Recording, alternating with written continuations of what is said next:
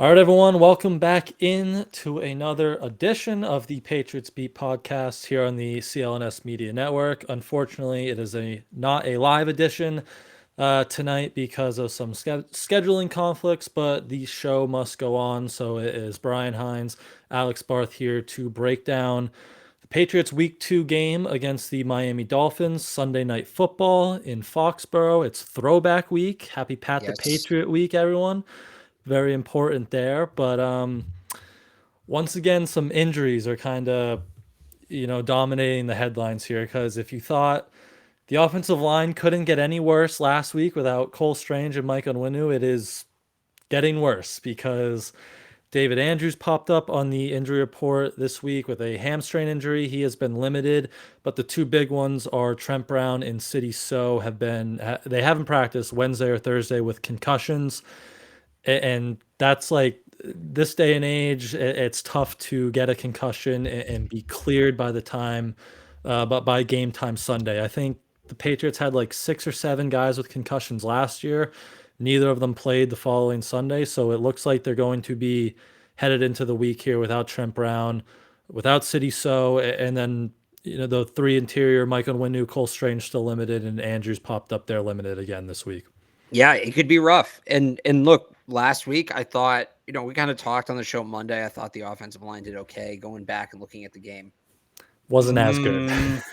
Yeah, I think what really happened was Bill O'Brien and Mac Jones did a fantastic job of Yep. working around it. We used to talk a lot about Tom Brady being his own best pass protector. I think that Mac Jones was his own best pass protector in this game, both in terms of getting the ball out quickly as well as moving in the pocket. And I just thought he handled pressure really well in this game. He's going to need to do that again. And Bill O'Brien's going to need to do that again. And it'll be a little bit easier against the Eagles defensive front's still really good. It's not Philly, but it should be a little bit easier this week. Although then again, they're down more linemen. So I guess scale it. But the way I look at it, you're probably looking at, let's assume that none of the outside of Andrews, none of the guys on the injury report that can play, the guys can play. The guys that didn't play last week won't play. The concussion guys, they're not going to, it's barely an assumption at this point. I mean, they're just not going to play. So that probably leaves you with Calvin Anderson at left tackle. Mafia. Mafia at left guard. David Andrews at center. James Ferentz probably gets called up as a practice squad elevation. He's your right guard. And then Vidarian Lowe at right tackle. If he's not ready, you have to elevate Andrew Stuber. And either way, it wouldn't surprise me if we see two practice linemen activated from the practice squad this week. Yep. So that's the worst case scenario. Anderson, Mafi, Andrews, Ferentz, Lowe / Stuber. Or Wheatley could be in that mix. I think Wheatley's more of like a sixth lineman, tackle eligible, more of a project player. Between the two of them, if I have to go to a guy right now, unless like Lowe hasn't picked up the playbook, I'm going to Vidarian Lowe. Yeah. Now, if you get Strange or Onwenu back, if you get them both back, obviously they just plug in at both the guard spots. If you get one back, I think they do exercise some of that positional flexibility Antonio Mafi gives you, and it's just, if Cole Strange is back, Mafi's your right guard. If Onwenu's back, Mafi's your left guard. If they're both back, obviously he's not playing. But this was the point when we were in over the summer, Brian, when we were getting called too negative for being worried about the offensive line because, this isn't who's going to be playing. No, that's here we are. Right. I didn't think it would take 2 weeks. Yeah. But here we are. This is outside of Anderson. This is going to be the offensive line from the Breeze. It's worse because you don't have Riley Reef. Yeah. You basically have Anderson in for Reef, but City So, no, he's out. He's hurt. Antonio Mafi, Andrew Stuber, James Ferentz, Cody Rusey, maybe. These are the guys that are going to have to play. And you just hold on tight and you hope it's not too bad. But this was the issue this summer. It wasn't just, this group isn't good enough to start. We knew they weren't good enough to start. We knew they weren't going to start. It was when the injuries start piling up, can you count on them to fill in? And again, this is like to an extreme. I didn't think it would be this bad this quick. But this is the NFL. Guys get hurt, especially guys up front. And this is where they are at this point. So it's going to be really interesting how they put this together. But Big week for Adrian Clem. Once again, I mentioned Bill O'Brien before, but him, Adrian Clem, they got to cook something up this week. Yep. I think it was like 12, 13 screen passes last week. So you could probably see a lot of that again, to help that offensive line from O'Brien. I'd imagine David Andrews will play through this, right? Like he's a tough guy. We all know that. So you hope he's out there. And then if you could get one of Cole Strange or Mike Onwenu back, probably Strange at this point seems a little bit closer. That would really shore things up there. But yeah, like going from Calvin Anderson not playing all of the summer, then having to play the whole game in week one at right tackle, where like he wasn't great, but it was one of those where like he just was better than expectations maybe after missing all of training camp. But now you have to bump him over to left tackle, and it's kind of a mess. So I'd expect Ferenc to be elevated. I was wishing you could go pull like Chasen Hines, but he's on Miami's practice squad, so you can't do that. Maybe the savior Bill Murray, but he doesn't look like they're not making an additional move here. So they're kind of rolling with what they got at this point. Yeah, they're not. And I know they worked out Leo Collins earlier this week. And look, there was a report they were doing their due diligence. I think that's what that probably is. He's coming off a torn ACL and MCL. Like he's not a guy that's going to step in and help. Absolutely not. But due diligence is only due diligence until it's forced to be more than that. You're doing due diligence for what? For this kind of situation. So maybe they sign him. Would probably be more for the future. Yep. But yeah, for this week, this is the group. You're not adding somebody Thursday night to start Sunday. That's just not how the NFL works. Yep. And yeah, Collins, he's been on PUP like all summer, so you wouldn't expect him to, even if they did sign him, to contribute this week. But who is that? Leo Collins. Yeah. Mm-hmm. So that would just be like, we still need bodies here for the future, so bring them in and see what that is. But yeah, that's the kind of big concern there. And like they got to get, what are you thinking about like the run game this week? Because that was something that the Chargers were able to kind of gash Miami on the ground. They ran for over 200 yards on 40 carries, 3 touchdowns. Didn't look like, that Vic Fangio defense was all that settled in their run assignments here, but Patriots didn't get much movement in the run game there against Philly. And as you said, it is Philly. They're a really good defensive line, but do you think that run game can get some signs of life, get some improvement, even with this offensive line in the shape that it is? I don't know, because it was last week between the tackles they averaged 1.3 yards, or not between tackles, between the guards they averaged 1.3 yards per carry. And honestly, that's more where my concern is at with the offensive line right now. It's not, can they protect Mac Jones? Because we saw last week, to an extent, he and Bill O'Brien, he can take care of himself. It's the play everybody, that they've drawn a lot of ire for among many late in that game was the 4th and 3. Mac Jones gets pressured, takes a sack instead of throwing an open Kendrick Bourne. Let's talk about the play that set that up. It's 3rd and 3. I don't know if it was HB dive or whatever, but like they go just right up the middle with Ezekiel Elliott and they get nothing. That's the concern. Mac Jones will be okay. They'll figure out ways to get the ball out of his hands quickly. They'll make it work. It's when it's 3rd and 1, 3rd and 2, you want to have that option in your back pocket to just push forward for that yardage. Give the ball to Zeke, push forward for that yardage, and move on. This offensive line right now might not afford them that ability. And that, to me, is where I'm really concerned with the group. Yeah, no, that's a fair concern, because you gotta stay on the field against Miami, right? They're gonna put up some points, so we can get into their offense versus the Patriots defense in a bit here. But as we just kind of mentioned, another Vic Fangio defense. It literally is Vic Fangio this weekend. He's the Dolphins' new offensive coordinator, which is a big difference than the Brian Flores and Josh Boyer who they had previously, right? Those two guys, we all know Flores. He ran a lot of man-to-man. He was really high blitz rate. Josh Boyer too. And as we saw with Philly, that Fangio defense, it's a lot more zone. It's not as much pass rush. So were you kind of looking to take advantage of that defense with Mac through the air this week? I mean, ideally, you do some of the more intermediate stuff. I don't know that they're going to have time to do it. So I think they're kind of dictated into quick hitters, screens, slants, things like that.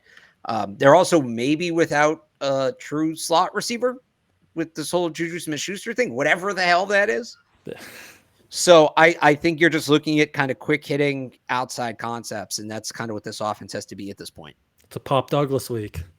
Right, exactly. Pop Douglas. And he was really good, I thought, against Philly on Sunday. And now it's just, I think the one thing that was kind of missing was getting him into space a little bit more and letting him use kind of that wiggle after the catch, because they had one play where he was lined up. They got him on a linebacker, but like I think it was either Jalen Carter or Jordan Davis just like wrecked the play and it was incomplete. But it was one of those where they would have got Pop Douglas in space and let him run after the catch. So hopefully against a similar style defense, they can get some of those mismatches, get Pop Douglas in the slot, get him on a linebacker, let him win on those like option juke routes, and then feast after the catch. But I think we were on the same page after the Philly game. He's the best option in that role instead of Juju Smith-Schuster right now, because Juju, there's some reports out there. We all knew he was dealing with that knee injury, but he just didn't look like he had that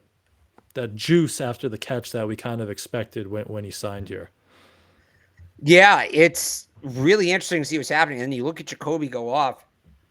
I was somebody who said at the time I liked the change from Jacoby Myers to Juju Smith-Schuster because of what Juju brought after the catch. Mm-hmm. Now, they've since added Demario Douglas, who is great after the catch. They've brought Kendrick Bourne back in the fold, who's great after the catch. And Juju now can't run after the catch anymore. So, misevaluation at best. You know, it's only 1 week. I'm not going to bury him for it just yet, but it is going to be interesting. We talked about Demario Douglas maybe taking Tyquan's job for most of the summer. That was sort of how that one was framed. And I think he's done that.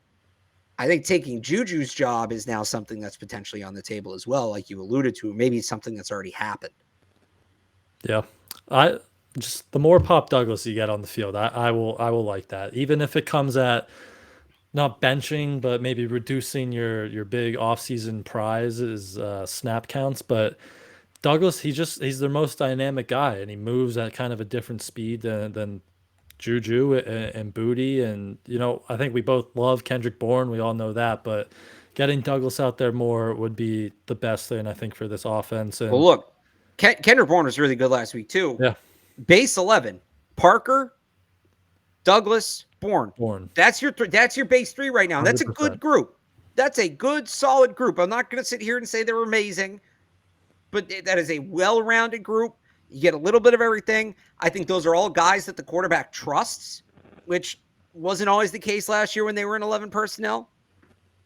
That's got to be the main receiver group moving forward is Parker, Douglas, Bourne. Yep. And then when you go to 12, I think you can kind of interchange the 3 of them depending on what, and O'Brien's going to do that now. I'm not saying this talking out of my ass like I was last year. Oh, you know, mix and match this guy and that guy, like they were ever going to do that. Now they might. So I think you can mix and match 3 of them, but that should be your main 3 guys. This will be the week they throw the ball to Kendrick Bourne last year, except. Oh my. Is there any, I get all these guys like, is there anything they can do to turn this around? I'm like, there's a lot of things they can do. But will they? Not going to do them, right? It's to camp. I remember we were on here at camp last year talking about, well, you know, is it too late? No, it's not, but they have to recognize it's not working. And it just, we don't need a rehash last year. Oh, yes. But so that back to the injury report, Parker is still limited with that knee injury. And then Booty, he popped up with a hamstring injury. So they're both limited. Are you expecting to see them, I guess, this week? I know we were just on Devontae Parker watch in the locker room, watching him just walk to his locker and back. But are you expecting to see either of those guys this week? I think, well, they need at least one of them, or they're probably too thin at wide receiver unless they're going to elevate Jalen Reagor, but I don't think they have the space to do that just with how many injuries they have on the offensive line, right? Although, the thing about doing the pre-recorded podcast, watch, we're going to get news before this airs, and we'll get news on this. I think we see one of the two. It looked like Booty finished the game fine. Yep. So that's maybe a manageable one. Yeah, Parker, I just based on his demeanor this week, he doesn't seem like a guy that's totally certain he's going to play. Doesn't mean it's ruled out either, but doesn't seem totally certain he's going to play. Yep. Yeah, they need at least one of those guys, or it's just Yeah. you're down to three there, and they might be forced to elevate a Jalen Reagor type. So At that point, I wonder if somebody goes on IR and they sign Jalen Reagor to the active roster because or they sign James Ferentz or they sign one of the linemen because you're gonna need and then elevate. Right, you're gonna need more than if neither guard can play. Neither guard being Strange or Onwenu, right? You're going to need 2 offensive line elevations, period. Like you just are going to. And then if you also need a receiver, yeah, I don't know why I said Reagor before. I think at that point, somebody, maybe Booty, it becomes like a rookie Foxborough flu situation. Somebody goes on IR and Ferentz probably gets signed to the 53-man roster and they elevate somebody else. Yep, that can make sense. But do you think we'll get more Mike Gesicki this week? Because that was someone I think we all kind of figured might factor into a little more of the wide receiver room, not only throughout the offseason, but then when they're missing, that X body and Devontae Parker. So do you think that's we didn't really, we saw a good amount of 12 personnel with him and Henry, even, some 3 tight ends with Pharaoh Brown, but it wasn't much of Gesicki like lined up as a receiver. Do you think that could be something that's in the cards if they are down some bodies there too?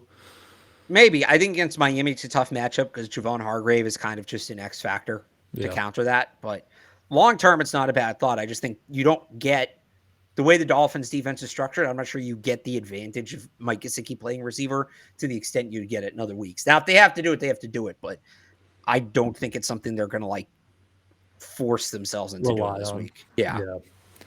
And Ty Montgomery, we'll see what he does. I mean, he's not an X, right? But right. That's the bigger issue because on the depth chart, Parker's X1, he's out. Thornton's X2, obviously he's out. That's really it. Like Booty kind of was playing out of position last week as the X, and now he's out. And like there's Juju would probably be the next guy. He can't play apparently, so Bourne could maybe do it, but he's so good in that Z role. I don't move him. And then, do you go into Gesicki? Do you go to Jalen Reagor? They're just way down on that depth chart right now. Yeah. That was a sneaky position of depth. I think we all highlighted in the training camp and throughout the preseason, right? Like they had Thyrick Pitts in here and we were like, oh, well, there's that body type just on the practice squad to keep around, but they released him off the practice squad. So between that position and the offensive line, it's kind of getting down to the worst case scenario there pretty early from them. So any other kind of offensive thoughts? I know that was like most of the injury stuff, but any other game plan stuff or max stuff that you're looking forward to or expecting this Sunday night? He's got to be able to handle pressure again. Mac Jones, that's the biggest thing. Can he handle the pressure as well as he did last week? If he can do that, they're going to have a chance. Yeah, which, I mean, I thought he was really good under pressure last week, which was a great sign because that was the big question entering the season because he was very bad against it last year. So hopefully he can keep that up because they'll need that. But that's it from the offense. We can hear from our friends at Fanduel very quickly and then get over to the good stuff in slowing down Tyreek Hill and co. Get ready for the NFL season with incredible offers from Fanduel, America's #1 sportsbook. Right now, new customers can bet $5 and get $200 in bonus bets. Guaranteed. That's guaranteed.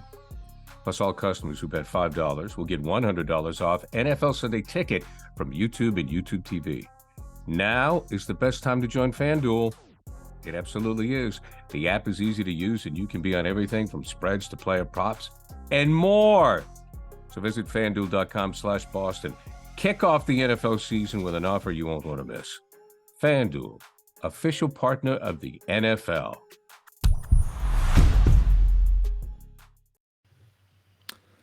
All right, so before we get into Hill and Waddle and all their excellent speed, explosive playmakers, I wanted to hear your thoughts on Tua last week because I thought that was one of his best, maybe his best NFL game he's played. He looked better out of structure. It looked like he maybe had a little more zip on the football than years past, and he kind of shredded the Chargers like 466 and 3 scores, I think it was.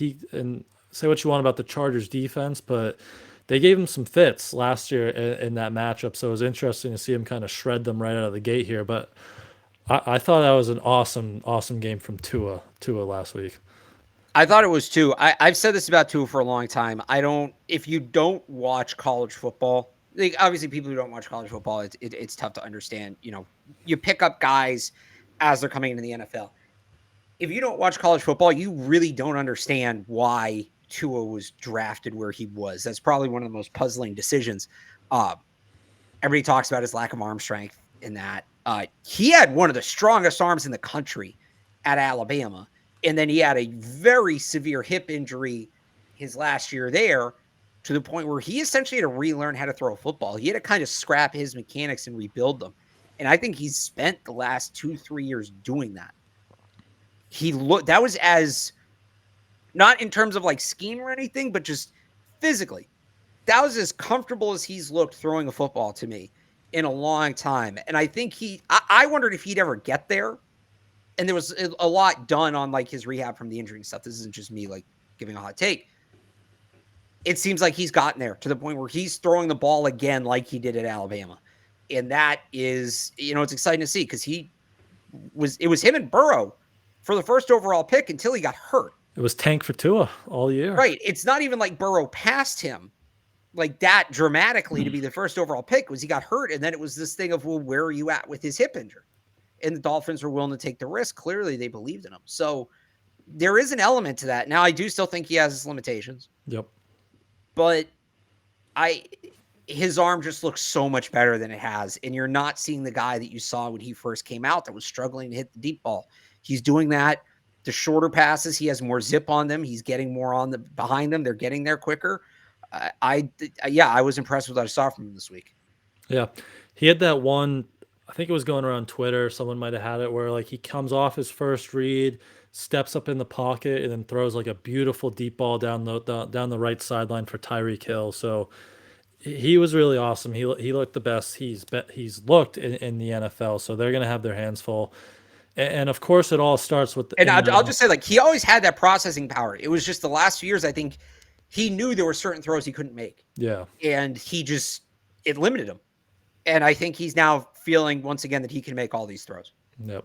Which is a scary sight. But it all starts with that, in that Miami offense, with Tyreek Hill and Jalen Waddle, and how all that Mike McDaniel motion, they loved their motion. They had their offense ran it the second most in the NFL last week, behind only Kyle Shanahan's 49ers, who Mike McDaniel comes from, and they kind of changed the looks of it from last year. They used to do that like fly or jet motion where Tyreek Hill would run all the way across the formation, get him a running start, as John Jones pointed out, this week, just kind of like Canadian Football League, right? Like you get that running start, and then if you give Tyreek Hill a running start, it's almost impossible to defend. So they changed it a little bit this year, where he's almost lined up in like a tight end role, and then he just shoots out like a little short motion, and at the snap it looks the same, but it gives the defense a little less time to prepare for it. And it worked really well against the Chargers on set. They used it 7 times and they averaged 16.7 yards per play, and they were running it to the fullback, Alec Ingold. It wasn't even just Hill and Waddle's speed doing it. So that motion package is a big issue. And I know when people say, how are you going to slow down Tyreek Hill? They just say, oh, let's double him, right? Like John Jones got him and put a safety over top.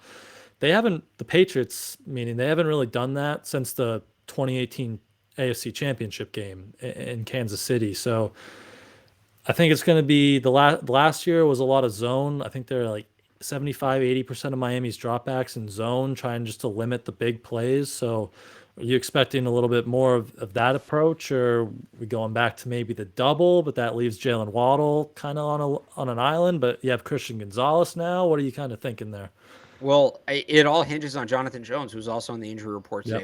It was an ankle, right? Yep. Limited with an ankle injury.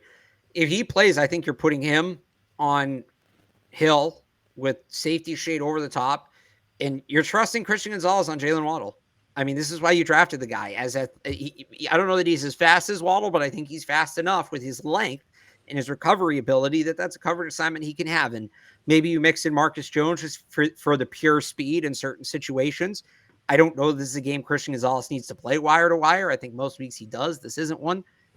If Jonathan Jones isn't out there, I don't know, man. I think it's probably a bracket with Marcus Jones and a safety, or maybe Jalen Mills, maybe Miles Bryant. And then you're probably going Christian Gonzalez full time on Waddle. You're probably doing the thing where it's year 1 on their 2, and then year 2 on their 1 with help. And this has to be a ton of help. Yeah, if they lose Jonathan, the whole thing, the reason they've been, when I say competitive against the Dolphins, people will roll their eyes and say Bill's never beaten Tua. In those 4 games, and by the way, the 2 Tua hasn't played, they've won. But in those 4 games, I just want to pull the number up right here because I had it in my mailbag this week, and it'll be in my game breakdown tomorrow. In the 4 games, Tua's beat the Patriots. The offense point totals are 22, 17, 33, and 20. And before you say, oh, well, now they have Tyreek Hill. That 20 was with Tyreek Hill last year in the opener, which, by the way, 7 of those points came off a scoop and score fumble recovery by the defense. So really 13 points. The issue against Miami and Tua, it's kind of a red herring. It's not that Bill can't beat Tua, it's that his offense hasn't been good enough to outscore him. And I mean, at least 3 of those 33, you're going to win more often than not when you score 33. But 22, 17, 20 should all be, when your defense posts that, should be winning scores. Yep. So the key to that has been Jonathan Jones. If you don't have him, it changes everything. Then I think you really start to worry about it. Yeah, that would be where the trouble is. But I mean, that last game last year, it wasn't Tua, but I mean, I remember how beat up their cornerback room was. It was like they were running Quandre Mosley and Tay Hayes out there, and they still had a decent performance. But yeah, you need John Jones. Christian Gonzalez will be a big part of this, obviously, with his athletic profile. You'd assume Marcus Jones with his speed will get out there, but I still think it's Jabril Peppers said today, like, make them beat you methodically. And that kind of said to me, like, we're going to kind of sit back in this zone more on early downs, limit things, let them get the underneath gains. And then maybe on third down, more of these money downs, we'll go to a man-to-man look, take away the middle of the field because Tua loves the middle of the field. They love sending Hill and Waddle on these crossers, these like 8-yard posts. I mean, that was like their money route against the Chargers, just that little post route. So I think that would kind of be my approach. But you still need John Jones out there, or it's going to get a little murky. Yeah, he changes everything. I think him not being out there, because they have a plan. Like, they've played Miami enough that they have a plan. They know it works. The whole plan is relying on Jonathan Jones being on the field. Yep.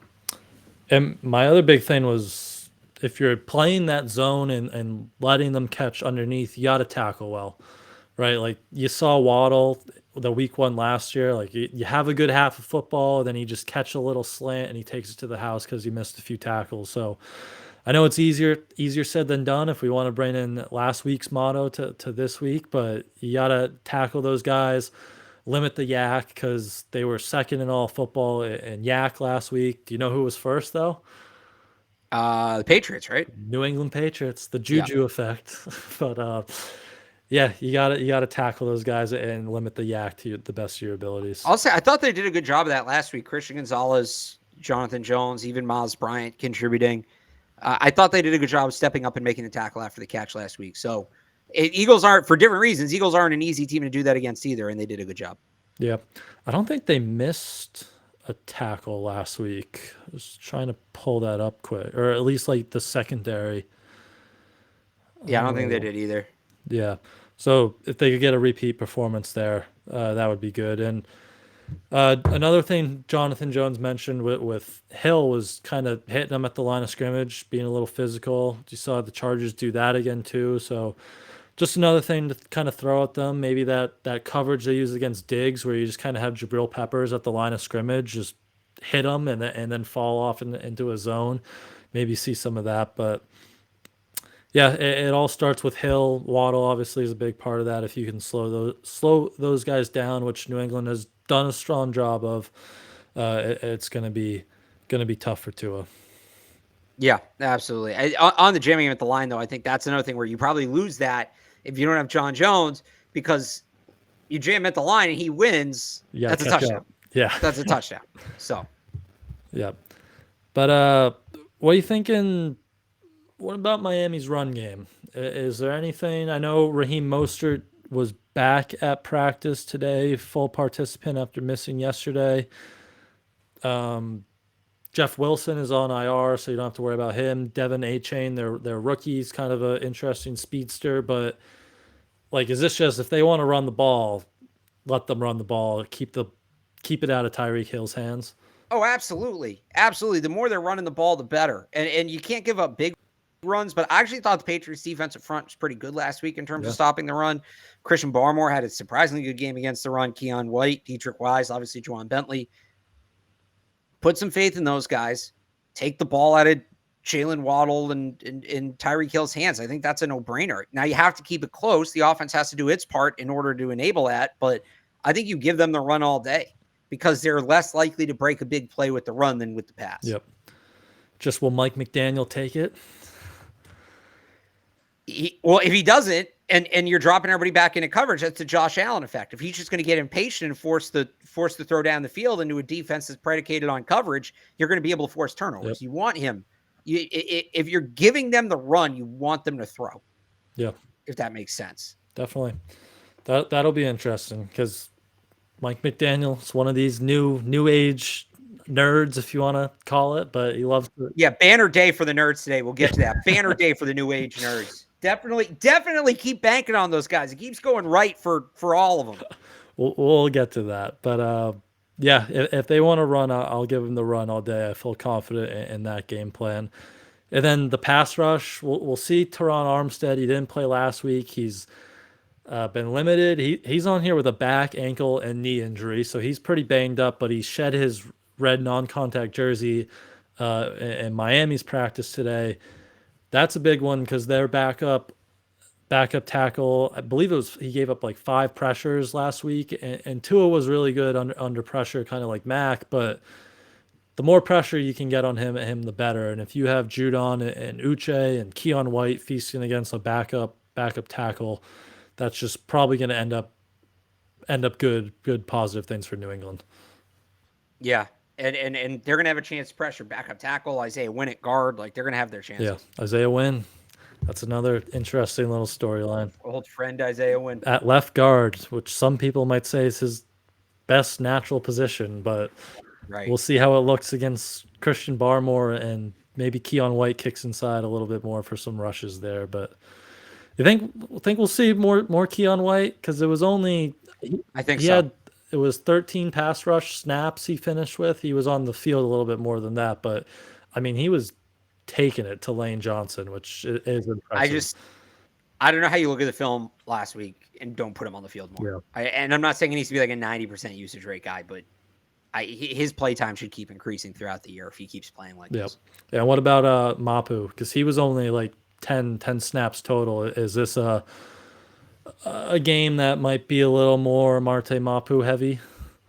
It is, but last week should have been too in terms of needing to spy the quarterback. So they might be taking it slow with him. He's coming off that injury and all that, the jump in levels, but I wouldn't mind if he played more this week. Yeah. You got to get speed on the field, period. Whether you're trying to stop the run, whether you're trying to stop the pass, you need to get speed on the field. He's their fastest linebacker. He should be out there.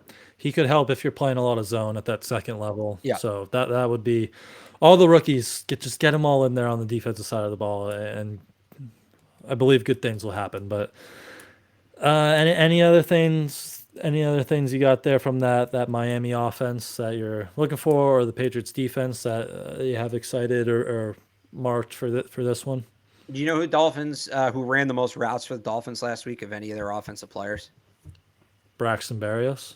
Durham Smythe. Oh, okay. Tight end, 100% usage rate. He didn't come off the field. Tyreek Hill is at like 60. Durham Smythe played 100% of snaps. We saw even average tight ends hurt the Patriots at times last year. They did a much better job on Dallas Goedert this week.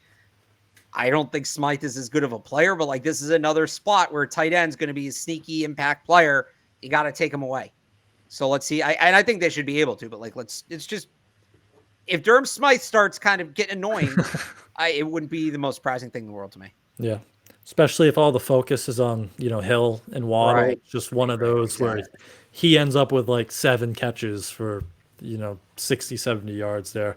And good old friend Braxton Berrios has a little role in that offense too. He was kind of their number 3 receiver. So another tons of Patriots, former Dolphins on both sides. Big connection game there. But if that's all for the preview, we can get in. Let's hear it. Do you have a prediction? Is this? I don't want to say must win in week 2, especially now with Zach Wilson on deck, and we can talk about that too in a second. But it's kind of a big game in this division because you don't want to start 0-2. I know, like historically, the numbers aren't great making playoffs if you're 0-2. So is this a must win? Is it just a really important win? And then what do you think is going to happen? Yeah, so I know people hate the 0-2 thing, and that's like considered like the most negative take. Like, oh, you're just writing them off after 2 games. Since 2018, only one team has started 0-2 and made the playoffs, and that's last year's Bengals, and they can afford that margin for error with their talent. The other teams that started without a win in their first 2 games averaged 5.5 wins for the season. That's not enough to get you in the playoffs in any division, unless you have like a 6-game schedule. So, yeah, they kind of do need a win this week. I think so. And beyond the division, Miami, this is another wild card team probably. So this could be an important head-to-head game when we get into January. And are they going to need this and that in a tiebreaker scenario?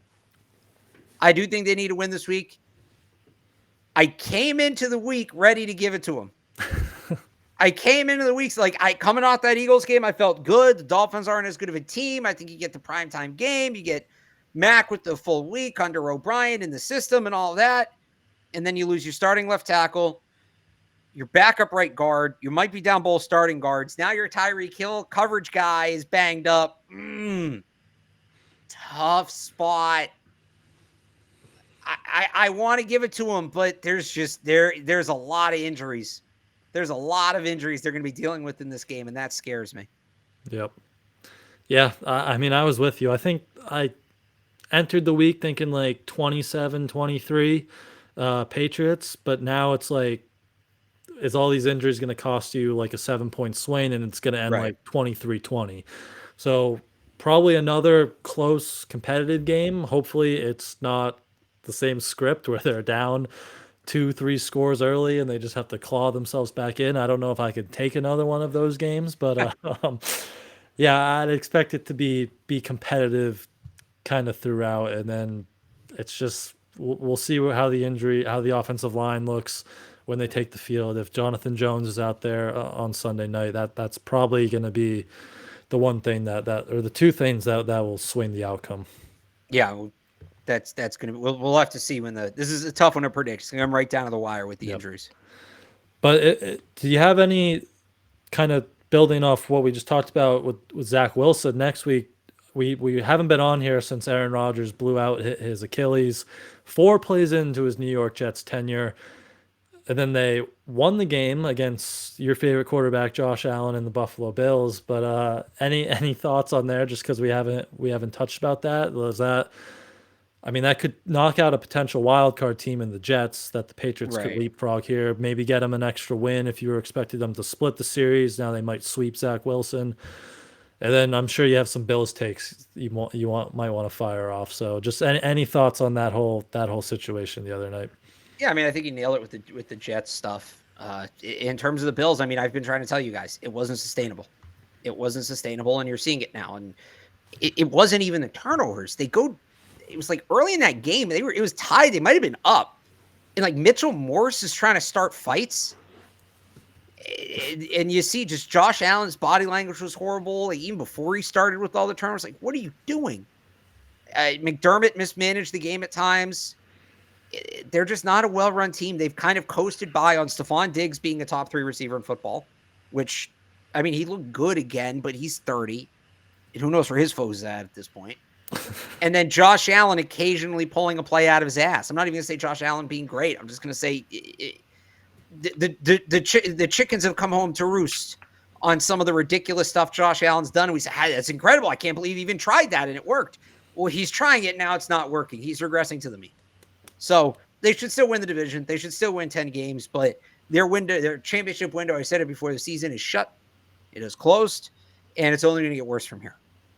Well, I mean, yeah, Josh Allen was some game. Besides, like, the obvious stuff where he's like hurdling someone 10 yards away from the first down, or then the one time he's got no one in front of him to run for the first down and he fires like the deep interception. Like, he made some really questionable decisions. He's like, never played with any awareness. Yeah. This isn't new. It just kind of worked off his physical talents. It's the mash all the buttons approach. Right. And usually guys can win a game or two like that. It usually doesn't last 2 years. I know what I see. And I stuck with this the whole time. It was not sustainable. It was never sustainable. You're not a 50% completion rate guy for life going back to high school that suddenly completes 70% of his passes. That rate of improvement just doesn't happen. And the other thing is, like, we need to start talking about Brian Daboll as being some sort of quarterback genius, because I know the Giants didn't have a great start. We'll see what happens with them this year. But, like, he fixed Josh Allen left. Josh Allen broke. And then he got Daniel Jones, what is it, $160 million off of 1 year. Yep. So, yeah. Who was the Bama quarterback when Daboll was there? That's a good question. Was it Tua? It might have, because did he leave and then Sark came in when Mac took over? Well, he was never, I don't think he was ever the OC. Oh, he was the OC, 2017. Hurts? That would have been, I think, right? Was that the year Tua took over for Hurts? Yeah, that was the year it was Hurts, and then Tua took over in the national championship. Interesting. So, yeah, quarterback whisperer Brian Daboll. Yeah. He does it. All right.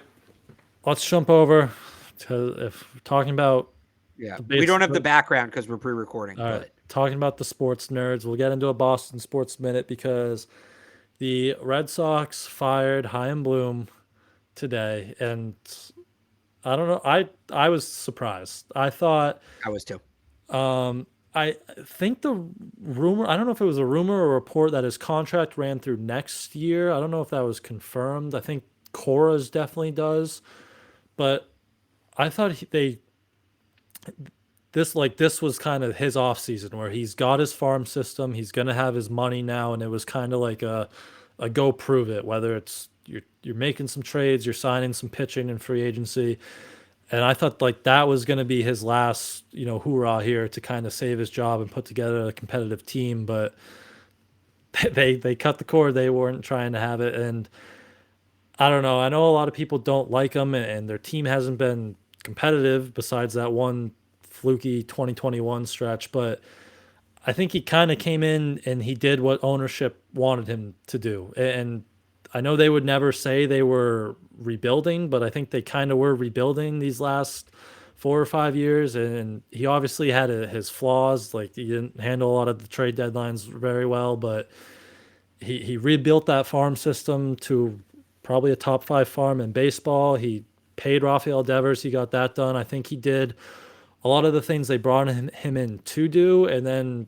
he's just kind of like the sacrificial lamb here. And now they're ready to spend, and they're going to bring in someone who has a little more of a background of spending and going after these big guys. I would hope so. I don't know. I think John Henry might have realized he can use Fenway as his own checking account, or use the Red Sox as his own checking account because people go to Fenway. He might just want to run this thing on a budget.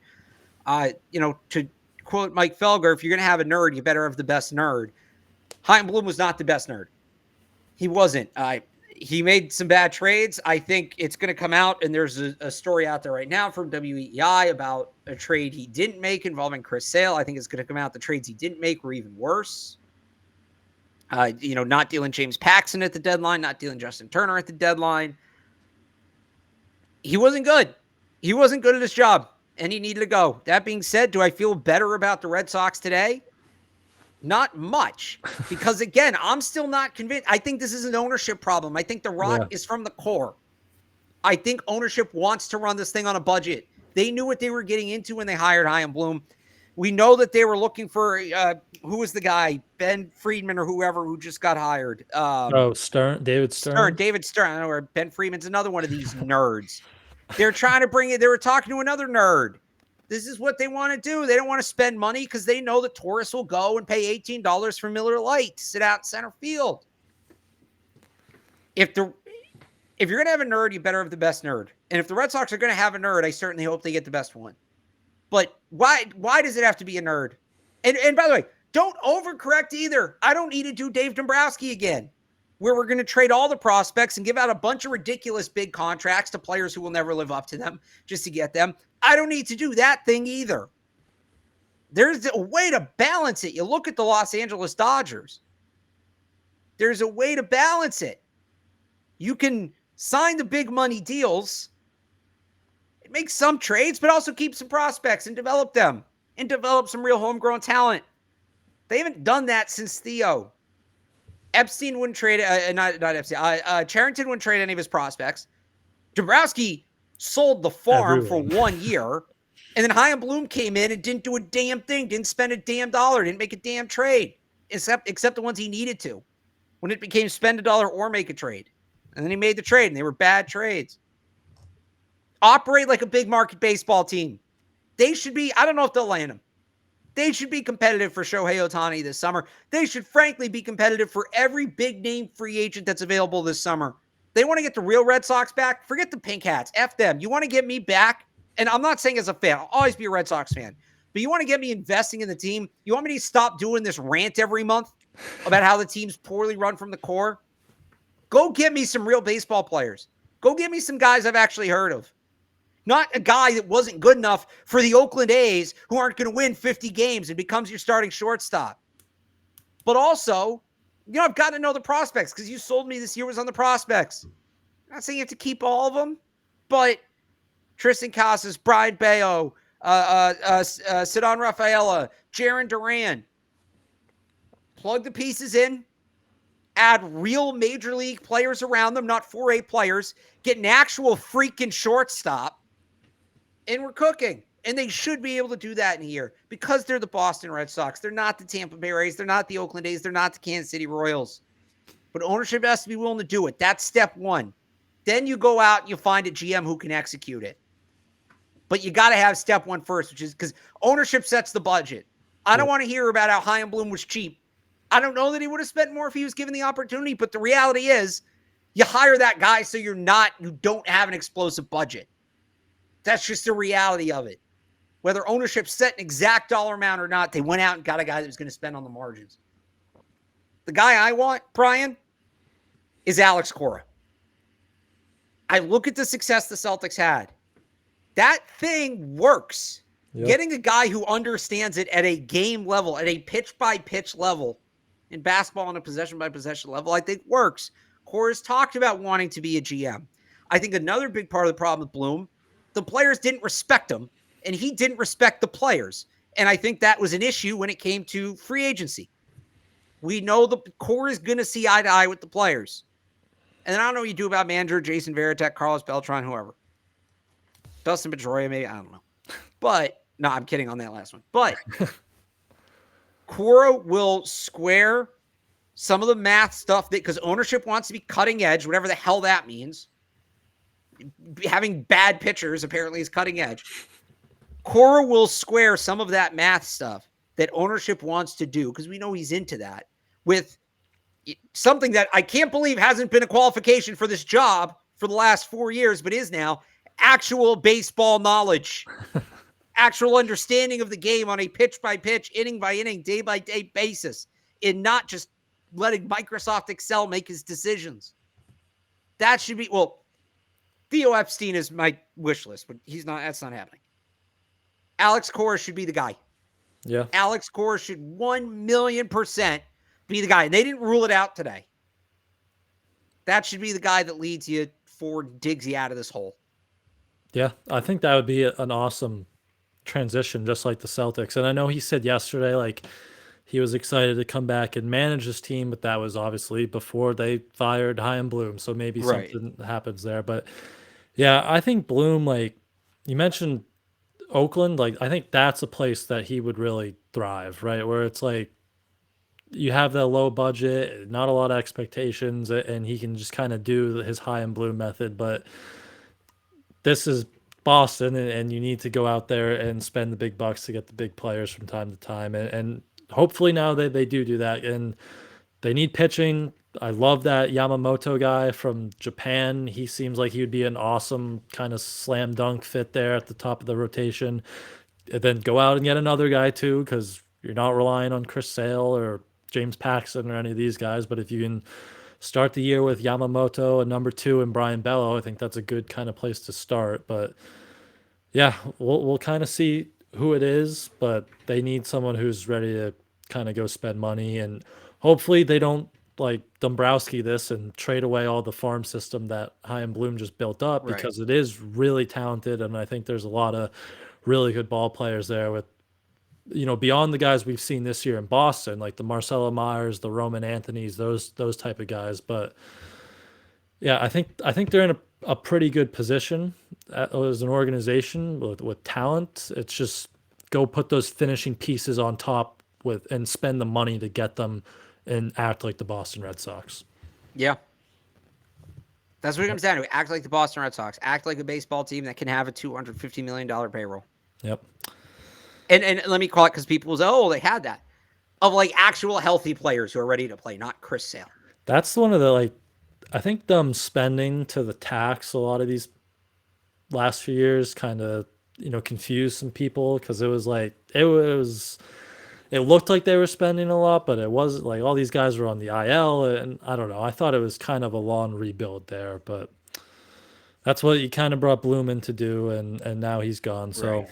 we'll see where they transition to next. Should be an interesting offseason for them, but I think that'll do it from the Boston Sports Minute. And unless you have any last other Patriots thoughts that came across your mind during that rant, No, that's pretty much it. all right, so we can move on here and count down the hours till Sunday night when the Miami Dolphins are in Foxborough, take on the New England Patriots. Me and Alex will be back Monday or Tuesday, most likely Monday, to break that game down. So subscribe to the Patriots Press Pass on YouTube to know when we go live. But until then, you can follow Alex on Twitter at RealAlexBarth. Go read all his game work over at 985thesportshub.com. You can follow me on Twitter at I am Brian Hines. And go read all my Week 2 coverage over at patspulpit.com. Thank you all for watching, and we will see you guys next week.